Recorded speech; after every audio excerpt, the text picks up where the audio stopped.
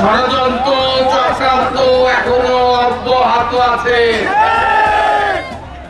কিছু কিছু রাজনৈতিক দল তারা মনে করছে নির্বাচন নিরপেক্ষ হলে বাংলাদেশ জাতীয়তাবাদী দল বিএনপি তারেক রহমানের নেতৃত্বে বিএনপি আবার রাষ্ট্রীয় ক্ষমতা যাবে।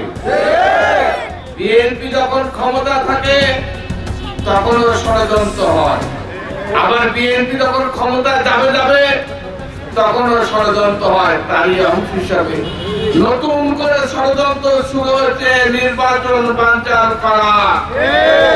অনুরোধ করব আপনারা বিএনপির নেতা কর্মীরা সকল বিভেদ সকল দ্বন্দ্ব ভুলে গিয়ে ঐক্যবদ্ধ থাকতে হবে এবং ঐক্যবদ্ধ হয়ে এই ধানের শীষের প্রতীকে জয়লাভ করাতে হবে। আমি আপনাদের কাছে অনুরোধ করব এই ষড়যন্ত্র এবং চক্রান্তকে মোকাবেলা করে সবাই নির্বাচন এবং চক্রান্ত এর মাঝে আমাদেরকে মাথা রাখতে হবে। কোন ষড়যন্ত্র এবং চক্রান্ত এবং নির্বাচনকে ভণ্ডুল করার চেষ্টা করতে না পারি।